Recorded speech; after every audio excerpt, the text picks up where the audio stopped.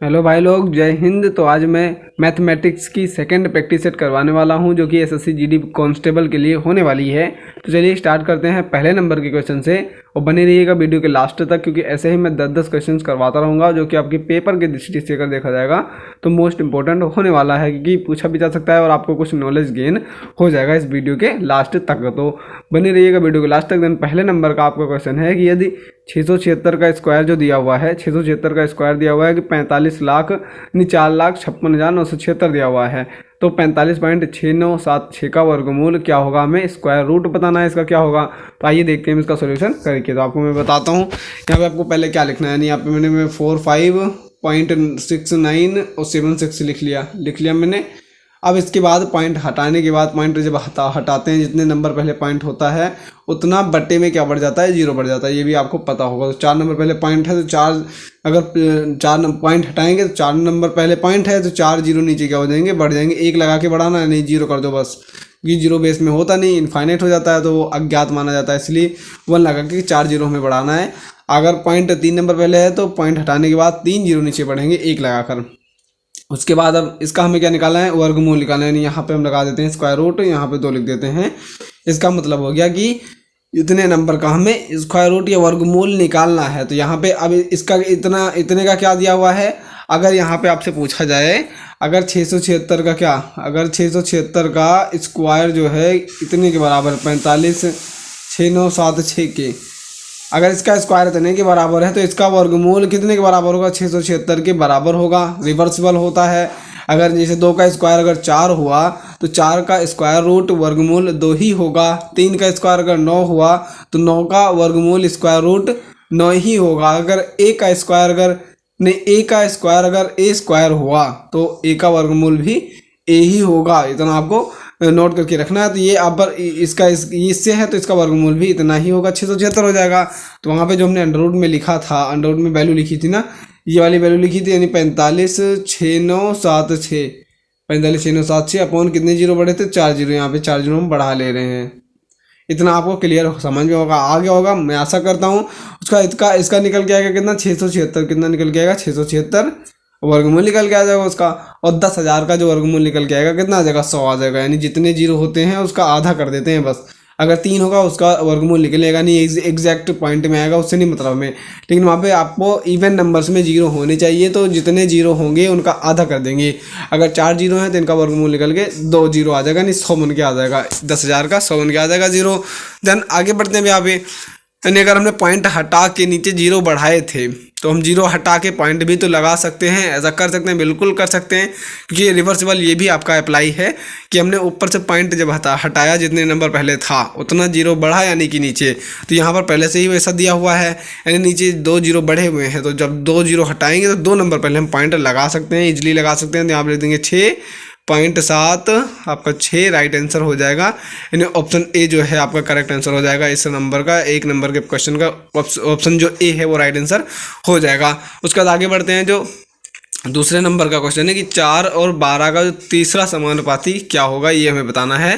तो 4 और 12 का जो तीसरा समानुपाती होगा ये क्या होगा। तो जो तीसरा समानुपाती होता है, यानी मान लो ये ए है, ये बी है, तीसरा हम मान लेते हैं सी, हमें निकालना है। तीसरा आपका क्या होगा, तो जो सी होता है वो निकलता है equal to B square upon का ए, बी स्क्वायर का अपॉन का A, B square upon A कर देते हैं। बी के वैल्यू यहाँ पे क्या हो जाएगी, 12 इंटू 12, यानी बी का स्क्वायर 12 इंटू 12 हो जाएगा। अब क्लियर आपको समझ में आ रहा होगा। ए की वैल्यू आपको 4 हो जाएगी। यहाँ तक तो आपको क्लियर समझ में आया होगा। आगे बढ़ते हैं। आगे से कट करेंगे तो 4 एक कम 4, 4 3 12 हो जाएगा, 4 3 12 हो गया। फिर 12 का मल्टीप्लाई 3 से करा देंगे तो आपका जो निकल के आएगा वही आपका आंसर हो जाएगा। यानी 12 3 36, तो 36 जो है वो तीसरा समानुपाती हो जाएगा इस क्वेश्चन का। देन यहाँ पे आपका ऑप्शन बी जो है राइट आंसर हो जाएगा, बिल्कुल राइट आंसर हो जाएगा आपका। मतलब क्वेश्चन नंबर 2 का ऑप्शन बी राइट आंसर हो जाएगा। उसके बाद आगे बढ़ते हैं हम तीसरे नंबर के क्वेश्चन पे। तीसरे नंबर का क्वेश्चन कुछ इस प्रकार से कहा जा रहा है आपसे कि यदि L अनुपाते M and N अनुपाते O और P अनुपाते Q ये तीनों बराबर हैं, और इन तीनों जो बराबर आपस में, ये भी इनको भी बराबर किया गया है 5/9 के, यानी 5 अनुपाते 9 के बराबर कर दिया गया है। तो आपको बताना LX प्लस NY प्लस का PZ अनुपाते MX प्लस का OY प्लस का QZ का मान हमें बताना है यहाँ पे। तो आइए हम देखते हैं इसका सोल्यूशन किस प्रकार से होगा। थोड़ा सा यहाँ पे आपको थोड़ा सा डीप में ध्यान से देखते चलना है, नहीं तो आपको समझ में नहीं आएगा कि मैंने क्या कर दिया।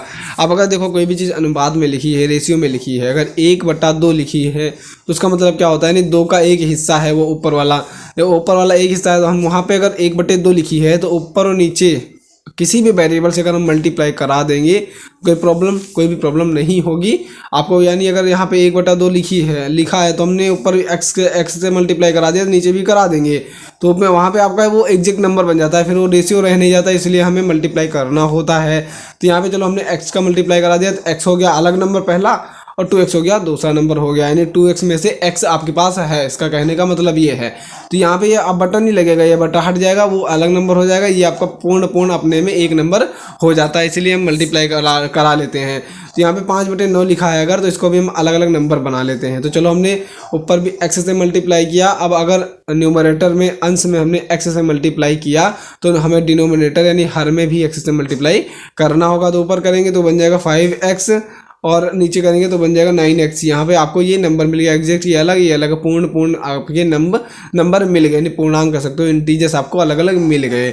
उसके बाद एल की वैल्यू क्या हो जाएगी, अगर एल का भी रेशियो देखा जाएगा तो वो भी इसके बराबर है, एन का भी देखा जाएगा वो भी इसके बराबर है, पी क्यू का देखा जाएगा वो भी इसके ही बराबर हो जाएगा। देन यहाँ पे पिछला आपको नोट करके रखना है। तो एल की वैल्यू क्या हो जाएगी, एल की वैल्यू हो जाएगी कितनी 5x, बोलो हाँ, एल की वैल्यू 5x हो जाएगी, एम की वैल्यू भी 9x हो जाएगी, कितनी 9x हो जाएगी। और यहाँ पे मैं इक्वल कर देता हूँ, ये n वैल्यू हो जाएगी, p की भी वैल्यू हो जाएगी, यानी सभी बराबर है ना। तो l की वैल्यू 5x, n की वैल्यू 5x और p की वैल्यू 5x, और ये किसके बराबर हो जाएगा, ये हो जाएगा m तो है ही है, ये हो जाएगा o के बराबर और q के बराबर। यानी m की वैल्यू अगर 9x है तो o की वैल्यू भी 9x होगी और q की वैल्यू भी 9x होगी। यहाँ तक मैं आशा करता हूँ आप सभी को क्लियर समझ में आ गया होगा। अब यहाँ पे जो वैल्यू दी हुई है देखो, lx प्लस ny प्लस का pz लिखा हुआ है ना, तो यहाँ पे l की वैल्यू 5x है, n की वैल्यू भी 5x है, p की वैल्यू भी 5x है। तो यहाँ पे हम क्या कर देंगे, l की जगह n की जगह p की जगह ये वैल्यू पुटअप कर देंगे। यहाँ तक आपको क्लियर, अभी मैं करके दिखा रहा हूँ, अभी तो मैं बता रहा हूँ, अभी लिखूंगा मैं। तो यहाँ पे वैल्यू पुटअप कर देंगे तो ये आपका यहाँ पे एग्जिस्ट कर जाएगा, यानी 5x का स्क्वायर आ जाएगा, और यहाँ पे आ जाएगा, नहीं 5x का स्क्वायर मत करो क्योंकि और जगह y है z है ना, तो वहाँ पे 5x × x ही रहने दो, ny है तो 5xy हो जाएगा, और pz है तो 5xz बन जाएगा बन जाएगा। आपको क्लियर समझ में आ रहा होगा यहाँ तक। उसके बाद जब हम इसमें MOQ में m की वैल्यू 9x है, o की वैल्यू भी यही है, q की वैल्यू भी यही है, तो उसे हम यहाँ पे पुटअप कर देंगे। अब आइए हम दिखाते हैं कैसे हमें पुटअप करना है। l की वैल्यू, n की वैल्यू, p की वैल्यू समान थी, क्या थी, समान थी। तो यहाँ पे हम कर सकते हैं 5x × x प्लस का 5xy प्लस का 5xz। अब हमें अनुपात निकालना है तो बट्टे लगा देंगे, अनुपात निकालना है, अनुपात निकल जाएगा। यहाँ पे रख देंगे क्या, 9x प्लस का 9x o बन जाएगा, और प्लस का यहाँ पे 9x z बन जाएगा। यहाँ तक आपको समझ में आ चुका होगा। उसके बाद अब यहाँ पे y है ना, तो यहाँ पे o की वैल्यू 9xy हो जाएगा। अब ऊपर से अगर 5x को कॉमन ले लेंगे हम, और नीचे से 9x अगर कॉमन ले लेंगे तो आपका कैसा बन जाएगा, यहाँ पे अगर 5x हमने कॉमन ले लिया तो यहाँ बन जाएगा x plus Y plus Z. यहाँ पे कॉमन लेने के बाद x प्लस वाई जेड ही बचेगा, यानी यहाँ पे हमने कॉमन ले लिया 5x, फिर से लिख देता हूँ, मिट गया वो आपका। तो x प्लस वाई प्लस का जेड यहाँ पे आपका कॉमन निकल के इतना आ गया। नीचे से अगर 9x कॉमन ले लेंगे तो 9x कॉमन जाने के बाद वहाँ भी क्या बचेगा, x प्लस का वाई प्लस का जेड। यहाँ तक मैं आशा करता हूँ आप सभी को क्लियर समझ में आ गया होगा। अब ये वैल्यू सेम, ऊपर नीचे अगर बट्टे में वैल्यू सेम होती है तो वो कट जाती हैं।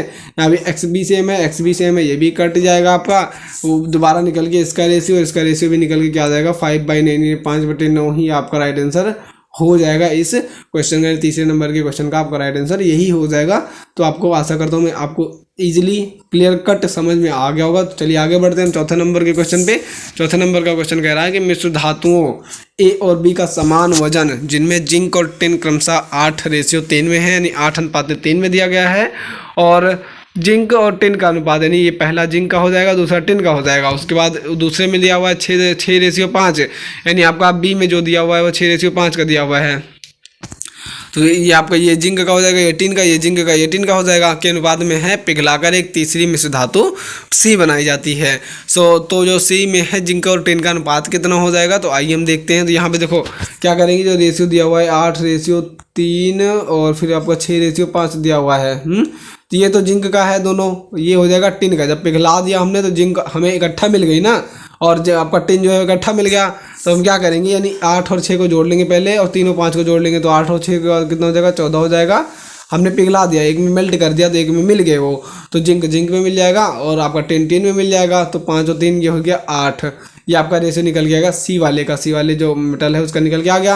अब इसको मैं कट कर लेना, तो 2 से 14 और 2 चौको 8 यानी 7 रेशियो 4 आ जाएगा। कितना आ जाएगा, 7 रेशियो 4 जो आपका निकल के आ जाएगा, वो रेशियो निकल के आ जाएगा। तो यहाँ पे आपका ऑप्शन ए जो है राइट आंसर दिखाई पड़ रहा है, यानी 7 रेशियो 4 आपका जो है वो राइट आंसर हो जाएगा चौथे नंबर के क्वेश्चन का। उसके बाद चलो आगे बढ़ते हैं हम।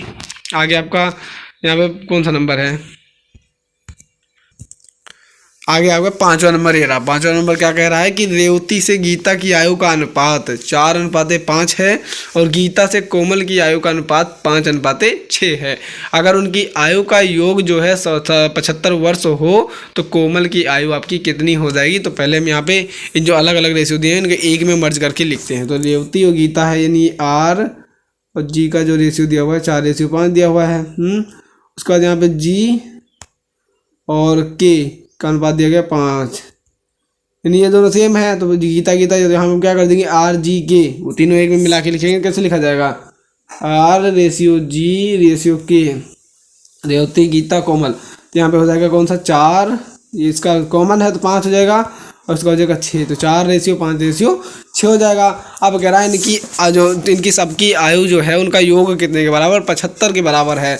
तो अभी पीछे हम करके आए हैं, अगर कोई भी आपका रेशियो में दिया हुआ है नंबर, अगर उसे हमें इंटीजर बनाना है, पूर्णांक बनाना है, तो किसी भी वेरिएबल से आप मल्टीप्लाई करा दो उस सब में, तो आपका अलग अलग नंबर बन जाएगा।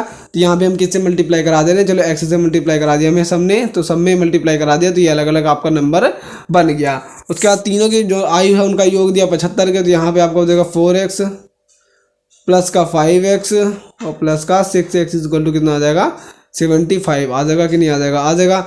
अब 6 5 11 और 11 4 15 कितना हो जाएगा, 15x इधर आ जाएगा, 15x बराबर 75 की, यानी 15x बराबर कितना हो जाएगा, 75 हो जाएगा। तो यहाँ पे x की वैल्यू कितनी आ जाएगी, 5 आ जाएगी। x की वैल्यू जैसे 5 निकलेगी, अब हमें सबकी अलग अलग एक्चुअल एज जो है वो फाइंड हो जाएगी। तो यहाँ पे हम निकाल के दिखा दे रहे हैं। रेवती की कितनी थी, 4x थी ना, रेवती की 4x थी, तो 4x की जगह हम क्या कर देंगे, 4 × 5 कर देंगे, तो कितना आ जाएगा, 20 वर्ष। उनकी एक्चुअल जो एज थी वो कितनी थी, 20 वर्ष की थी। उसका गीता की बारी थी, गीता कितने की थी, 5x थी, तो 5 × 5 कितना हो जाएगा, यहाँ पे लिख दे रहा हूँ मैं, 5 × 5 यानी 25 ईयर्स निकल आएगा। इनका 25 ईयर हो जाएगा, इनका 20 ईयर्स हो जाएगा। इतना आपको समझ में आ गया होगा। अब बात ये पूछा था उसने कोमल की आयु कितनी होगी, तो कोमल की आयु ही निकालनी थी हमें। तो k इक्वल टू क्या हो जाएगा, यानी 6x हो जाएगा, और 6 × कितना हो जाएगा, x की वैल्यू 5 निकली थी तो 5 हमने यहाँ पे रख दिया। तो 6 × 5 यानी 30 साल की हो जाएंगी आपकी कोमल जो है, उनकी एज हो जाएगी 30 साल हो जाएगी। आशा करता हूँ मैं आपको ये जो क्वेश्चन जो है आपको इजीली क्लियर कट समझ में आ गया होगा।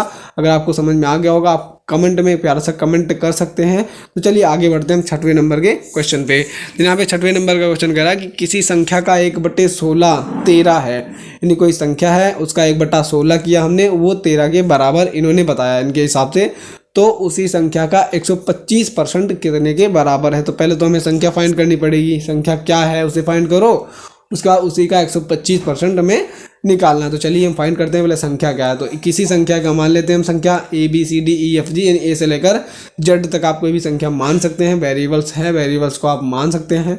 अगर अच्छा ये आप जो कोई भी ये वीडियो देख रहा होगा तो आपको क्या डिफरेंस पता है कि वेरिएबल्स क्या होते हैं और नॉन वेरिएबल्स क्या होते हैं, यानी इन्हें वेरिएबल्स क्यों कहा जाता है, ABCD को वेरिएबल्स क्यों कहा जाता है, और 1 2 3 को कॉन्स्टेंट क्यों कहा जाता है, नॉन वेरिएबल क्यों कहा जाता है। तो अगर किसी को भी क्लियर पता हो तो कमेंट बॉक्स में मुझे बताना। अगर नहीं पता होगा तो किसी अदर वीडियो में आपको क्लियर समझा दूंगा। चलो आगे बढ़ते हैं क्वेश्चन पे, 6वें नंबर के क्वेश्चन पे। तो किसी संख्या का 1/16, तो मान लेते हैं हम संख्या x का 1/16, x का 1/16 किसके बराबर है, वो है 13 के बराबर। किसके बराबर है, 13 के बराबर है। अब यहाँ से संख्या में फाइंड हो जाएगी, इजीली फाइंड हो जाएगी, क्योंकि ये डिवाइड में है और इक्वल के उधर ट्रांसपोज करेंगे तो ये मल्टीप्लाई में चला जाएगा। यहाँ पे x की वैल्यू क्या आ जाएगी, 16 × 13 कितनी आ जाएगी, 16 × 13 आ जाएगी, नहीं आ जाएगी, आ जाएगी। अब x की वैल्यू निकलेगी क्या, अब यहाँ पे देखते हैं अलग हम पेज पे, तो x की वैल्यू आ जाएगी 16 × 13, आ जाएगी तो एक्स की वैल्यू आ जाएगी नहीं 16 दाम 160 हो जाएगा, पूरा पूरा 10 टाइम्स तो चला जाएगा, तो 16 दाम 160 हो जाएगा और 16 3 48 यानी 208, यानी 16 और 13 मल्टीप्लाई क्या आ जाएगा, 16 और 13 का 208 आ जाएगा, यानी 16 दाम में 160, 16 3 48, 160 में 48 जोड़ेंगे तो 208 हो जाएगा। तो एक्स जो वैल्यू थी वो कितनी थी, 208 कितनी थी, 208। अब हमें इसी नंबर का 125% निकालना है, तो 208 का 125% में यहाँ पे इजीली निकाल लेना है। तो 208 का 125% जब निकालेंगे यहाँ पे कट कर लो, यानी अगर 4 से काटेंगे तो 4 से काट लो, 4 पंचे 20 और 4 दूनी 8, यानी 4 से 52 बार में कट गया, और इसको काटेंगे तो 25 बार में कट जाएगा 25 बार में इजीली कट जाएगा। और 25 से जब काट देंगे 25 से कम 25 पंचे 125, ये 5 बार में कट गया। 52 का मल्टीप्लाई 5 से करा दो, आपका आंसर फाइंड हो जाएगा। 5 दूनी 10, हासिल आया 1 और 50 25 एक 26, जो नंबर आपका निकल के आएगा यानी उसी 208 का 125% आपका निकल के कितना आ जाएगा, तो 260 आपका निकल के आ जाएगा। देन यहाँ पे आपका ऑप्शन बी जो है राइट आंसर हो जाएगा। देन आगे बढ़ते हैं 7वें नंबर के क्वेश्चन पे कि यदि किसी संख्या के 89% यानी 89% में से 89 घटाने पर शेषफल भी 89 ही आता है तो संख्या आपकी क्या होगी। तो भी सेम एज इट इज़ वैसा ही क्वेश्चन था, कुछ इसमें बदलाव किए गए हैं। तो आइए हम इसको देखते हैं। यदि किसी संख्या के 89% में, तो मान लिया हमने किसी कोई संख्या x है, उसका 89% कैसे लिखा जाएगा, 89 परसेंटेज हटा के नीचे हम लगा देते हैं 100 में से 89 ही घटाने पर 89 हमने घटा दिया, हमें क्या फाइंड हो गया, 89 ही आता है, नहीं बच के जो आता है वो 89 ही आता है। यहाँ तो जब इतना करने के बाद 89 ही आ गया तो हमें वो संख्या फाइंड करनी है। आइए हम देखते हैं यहाँ पे संख्या कैसे आपको फाइंड की जाएगी। तो यहाँ पे ये देखो, ये आपका अलग लिखा हुआ है, ये सिंपली आपका ऐसे लिखा हुआ है, तो इसे ऐसे लिखे रहने दीजिए। यानी यहाँ पे हो जाएगा 89 का x हो जाएगा अपॉन क्या हो जाएगा 100 हो जाएगा, और ये 89 जो यहाँ पे माइनस का लिखा हुआ है, इधर आपका 89 प्लस का हुआ है, यानी ऐसे ही लिखा था। अब इसे इधर ट्रांसपोज करेंगे तो क्या हो जाएगा, प्लस का हो जाएगा।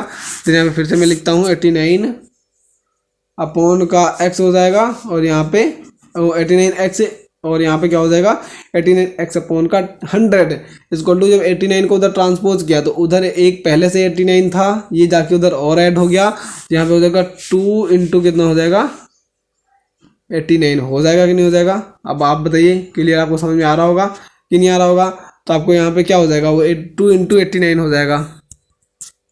यहाँ तक आपको समझ में आऊगा। अब मैं क्या कहूँगा, यहाँ ये नंबर अगर देखा जाएगा तो 89 मल्टीप्लाई x लगा हुआ है, तो अगर 89 मल्टीप्लाई में है और इक्वल के उधर ट्रांसपोज करेंगे तो ये भी किस में जाएगा, बटे में जाएगा। कैसे जाएगा, बटे में जाएगा, यानी यहाँ पे क्या कर देंगे x अपॉन 100 इधर लिख देंगे, और वो चीज़ें मल्टीप्लाई में थी तो वो बटे में चलेगी। 2 इंटू 89 अपॉन क्या आ गया 89 बटे में आ गया, यहाँ पे आ गया, ये चीज़ उठ के यहाँ पे आ गई, क्योंकि मल्टीप्लाई में थी वो भी बटे में आ गई। अब ये दोनों वैल्यू सेम है कि नहीं है, कट जाएंगी आपस में, यहाँ बचेगा 2, यहाँ पे बचेगा x अपॉन 100, यानी यहाँ पे बच जाएगा आपका x अपॉन 100 इक्वल टू सिर्फ बचेगा 2। तो x की वैल्यू जब निकालेंगे तो ये 100 डिवाइडेड में हो जाएगा मल्टीप्लाई में, तो 200 आपका जो है करेक्ट राइट आंसर आ जाएगा। वो नंबर आपका कौन सा होगा, 200 होगा। कौन सा, यानी ऑप्शन सी जो है आपका राइट आंसर हो जाएगा। ऑप्शन सी जो है यानी 200 जो है वो आपका ऐसा नंबर होगा जिसका 89%, उसमें 89% का जिसका 89% निकालेंगे, उसी में से 89 माइनस करेंगे तो 89 ही फाइंड होता है। तो ऐसा नंबर कौन सा हो जाएगा, वो आपका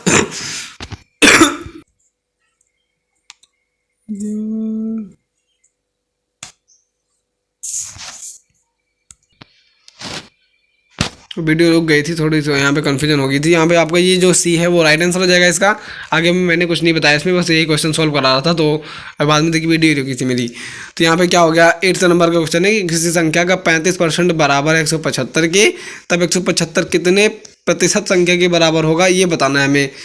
तो आपका जब किसी संख्या का 35% 175 के बराबर है, तो पूछ रहा है 175 जो है उस संख्या के, यानी 175 कितने प्रतिशत संख्या के बराबर है, कितने प्रतिशत संख्या के बराबर हो जाएगा। तो वो हम पहले संख्या निकालेंगे, उसके बाद फिर वो करेंगे। तो यहाँ पे आइए देख लेते हैं हम। मान लो संख्या हमने लिखा है x का 35%, कितना x का 35% यहाँ पे निकाला हमने 175 के, तो यहाँ पे x की वैल्यू जो निकल के आ जाएगी कितनी आ जाएगी 500, कितना आ जाएगा 500 आपका निकल के आ जाएगा। यहाँ तो आपको समझ में आ गया होगा। अब ये क्वेश्चन जो है ना मैं आपको सोल्यूशन दे दूँगा, वहाँ पे आप सॉल्व कर लेना, क्योंकि अभी वीडियो रुक गई थी और मैंने अभी इसको करा दिया, फिर दोबारा से पता नहीं क्यों, मतलब काफ़ी देर तक कराया मैंने। तो यहाँ पे क्या हुआ 175 का ये भी सॉल्यूशन दे दूंगा, वहाँ पर आप देख लेना क्लियर। अब ये देख लेते हैं 9th नंबर के क्वेश्चन का। तो किसी संख्या का 4/5 उस संख्या के 125% से कम है, यानी किसी संख्या का जो 4/5 है उस संख्या के 125% से 90 कम है, यह संख्या क्या होगी आपको ये बताना है। तो पहले मान लेते हैं कोई संख्या है, इसका 4/5 इतना होगा, x का 4/5 ऐसा लिखा जाएगा। फिर उस संख्या के 125% से, यानी उस संख्या का 125% ही भी निकालेंगे, 125% भी निकालेंगे तो चलो 125% भी कर लिया, यानी किसी संख्या का 4/5 जो है उस संख्या के 125% से 90 कम है। तो यानी 125% में से इतना घटाएंगे, इज इक्वल टू लिख देंगे 90, इतना कम करने के बाद। तो यहाँ पे क्या लिखेंगे, लिखो यहाँ पे x का 125 बटे यहाँ पे 100 कर देंगे, और माइनस x का 4/5 ये कर दिया हमने, कर दिया बराबर 90। यानी कहा जा रहा है किसी संख्या के 4/5 तथा उसी संख्या का 125% निकालेंगे, उनका दोनों का कॉमन डिफरेंस जो निकालेंगे माइनस करने पे हमें 90 फाइंड हो, ये कहा जा रहा है। इसको सोल्व करेंगे तो 25 पंचे यहाँ पे कितना हो जाएगा, यहाँ पे आपका हो जाएगा 25, वो कट गया ना आपका, हाँ यहाँ पे क्या हो जाएगा x का 125 बट्टे आपका क्या लिख दिया जाएगा 100, माइनस का यहाँ पे 4x डायरेक्ट लिख देना, 4x अपॉन का 5 इज इक्वल टू 90। यहाँ पे इसको सॉल्व करेंगे तो 25 पंचे 125, 25 चौका 100, यानी ये इसका रिवर्सिबल निकल के आ गया। तो यहाँ पे आ गया ऊपर 5x अपॉन का 4 माइनस का 4x अपॉन का 5 यहाँ पे निकल के आ गया इज इक्वल टू 90, इतना आएगा। आपको समझ में आ गया होगा इतना। अब क्रॉस मल्टीप्लाई करा लेंगे, इधर कराएंगे तो 25x हो जाएगा, इधर कराएंगे तो 16x हो जाएगा, और नीचे क्या आ जाएगा 20 आ जाएगा। तो यहाँ पे कर लेंगे तो 25x माइनस का 16x अपॉन का 20 इज इक्वल टू 90, इतना आ गया। अब 25 में से 16 जाएगा तो कितना बचेगा, 25 में से 16 जाएगा तो कितना बचेगा आपको बताना है यहाँ पे। तो यहाँ पे आपका बचेगा 9, यानी 25 में से जब 16 चला जाएगा तो बचेगा 9x अपॉन का 20 यहाँ पे कर देंगे इज इक्वल टू यहाँ पे हो जाएगा 90। अब 9 से काटेंगे तो 10 बार में इतना कट जाएगा, तो x is equal to 10 upon यहाँ पे 20, अब 20 इधर डिवाइड में जाएगा मल्टीप्लाई में, तो x की वैल्यू भी क्या निकल के आएगी, यहाँ पे आपका राइट आंसर जो हो जाएगा 200, यानी जो x है वो 200 होगा। इसी का 4/5 125% निकालेंगे, माइनस करेंगे तो 90 आपका दे देगा वो। देन आगे बढ़ते हैं हम यहाँ पे 10th नंबर का क्वेश्चन है। 10th नंबर क्वेश्चन कह रहा है कि मवेशियों का एक व्यापारी 2 घोड़ों को एक ही कीमत पर बेचता है, यदि उसे एक कार पर यानी कार पर नहीं होती, उसे एक पर 10% का लाभ तथा दूसरे पर 10% की हानि अगर होती है तो अंततः उसे क्या मिला। तो यहाँ पे आपको ट्रिक बताता हूँ, सिंपली उसे लगा देना है बस, और कुछ इसमें करना नहीं होता। सिंपली क्वेश्चन पूछे भी जाते हैं लगभग। तो यहाँ पे अगर ऐसा दिया हो, ये मवेशियों के एक व्यापारी 2 घोड़ों को एक ही कीमत पर बेचते हैं, सेलिंग प्राइस यहाँ पे दिया हुआ है। बस यहाँ पे आपको ध्यान रखना है कि सेल करते हो क्रय ना करते हो, सेल करते हो तो यहाँ पे हम एक सीधा साधा फॉर्मूला लगाते हैं। तो यहाँ पे आपको पहले तो क्या मिलेगी, आपको हमेशा हानि देखने को मिलेगी। अभी किसी और वीडियो में डिटेल में डिस्कस करेंगे हानि हमेशा क्यों देखने को मिलती है। तो यहाँ पे सबसे पहले आपको जब विक्रय करेगा बेचेगा तो आपको सबसे पहले क्या देखने को मिलेगी, हानि देखने को मिलेगी। उसका जो फॉर्मूला है वो r² अपॉन का 100 हो जाएगा। कितना हो जाएगा, r² का अपॉन 100 हो जाएगा। r² ना को इसे यहाँ पे लिख दिया हमने लॉस परसेंट, तो यहाँ पे कर देते हैं profit percent into loss percent. अब यहाँ से अभी आपको समझ में आ गया होगा, बटा क्या लगा देंगे 100 लगा देंगे। प्रॉफिट होता है आपका प्लस में और लॉस होता है हमेशा माइनस में। क्या किस में होता है, माइनस में होता है। तो प्रॉफिट भी 10% का हुआ है और हानि भी 10% की ही हुई है, लेकिन 10 दाम 100 हो जाएगा, 10 10 जा 100 हो जाएगा। 100 अपॉन 100 की ये कट जाएंगे, दोनों से कट जाएंगे, लेकिन प्लस माइनस का मल्टीप्लाई कितना आया, माइनस ही आया। तो इसीलिए आपका क्या होता है, यहाँ पे हमेशा हमें लॉस देखने को मिलता है। तो बचा 1% का, तो यहाँ पे सिर्फ 1% की हमें हानि हुई है। तो ऑप्शन बी जो है आपका राइट आंसर हो जाएगा। इस क्वेश्चन का आंसर आपका राइट आंसर हो जाएगा। तो आशा करता हूँ आपको वीडियो जो है अच्छी लगी होगी, और सोल्यूशन में आपको ये दिखा दे रहा हूँ। सोल्यूशन आपका ये रहा आपके पास, यानी यहाँ पे मैंने रखा नहीं अपने पास। ये देखो 161 का जो है सोल्यूशन ये रहा, मैंने करा दिया आपको इजीली। 162 भी, यानी दूसरे नंबर का क्वेश्चन भी मैंने आपको समझा दिया। तीसरा भी मैंने आपको इजीली समझा दिया। यहाँ पे इन्होंने के माना है, वहाँ पे हमने एक्स मान लिया था, वाई मान लिया। आपने कुछ आपको कुछ मान सकते हैं, ABCDEFG ए से लेकर जेड तक कुछ भी मान के आप रख के लगा सकते हैं वहाँ पे। 163 फिर 164 का जो देखो यहाँ पे क्लियर कट आपको समझ में आएगा, मैंने भी समझा दिया इसे। रेवती वाला क्वेश्चन कोमल वाला, कोमल की आई भी मैंने निकलवा दिया आराम से। इनका थोड़ा सा अलग था, मेरा थोड़ा सा प्रोसेस अलग था। उसके बाद यहाँ पे आगे बढ़ते हैं हम। ये रहा आपका 165 वाला वहाँ पे उधर करवा दिया था, यानी 6 नंबर का क्वेश्चन 166 नंबर का जो क्वेश्चन है उनके हिसाब से। तो यहाँ पे ये रहा उसका क्वेश्चन, ये रहा सोल्यूशन। मैंने भी सेम एज इट इज ऐसे ही करवा दिया, इसका भी मैंने ऐसे ही करवा दिया। देखो 200 निकल के आ गया। उसके बाद ये देखो संख्या का है, यानी उसका कितना प्रतिशत है। तो यहाँ पे देखो ये दिया हुआ है, तो संख्या निकलेगी आपकी 500। संख्या कितनी निकलेगी? 500। अब अगर आप मान लो 175 का y% 500 के बराबर है, वो पूछा रहा था ना 175 का कितना परसेंट जो है y के बराबर, यानी वहाँ पे पूछ रहा था कि 175 का कितना परसेंट जो है उस नंबर के बराबर हो जाएगा। तो मान लिया हमने y% जो है उस नंबर के बराबर हो जाएगा। तो यहाँ पे हमें कुछ ऐसा बन जाएगा, वो पूरा पूरा कटेगा नहीं, मिक्स फ्रैक्शन में आ जाएगा। तो 285 के लगभग आपका राइट आंसर हो जाएगा। नहीं ऑप्शन जो ए था यहाँ पे कौन सा था? 168 का जो 280% के बराबर होगा। कितना? 280% के बराबर। यहाँ पे ए जो है आपका राइट आंसर हो जाएगा। क्लियर कट आपको समझ में आ गया होगा। उसके बाद अगला दिया हुआ है यानी 168 नंबर के, तो हो गया।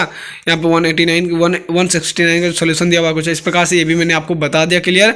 अब यहाँ पे इस तरह के प्रश्नों सदैव हानि होती है, वो भी मैंने बता दिया, क्योंकि यहाँ पे प्रॉफिट होता है प्लस का होता है, ये माइनस का होता है। प्लस माइनस का जब मल्टीप्लाई होता है तो माइनस ही आता है, इसलिए हम हानि ही निकालेंगे ना। माइनस में आपको कुछ भी प्रॉफिट हो रहा है तो माइनस और लॉस तो हो रहा है वहाँ पे। तो यहाँ पे 1% का आपका हानि निकल के आ जाएगी, 1% का लॉस निकल के आ जाएगा। तो आशा करता हूँ आपको वीडियो जो है क्लियर समझ में आ गया होगा।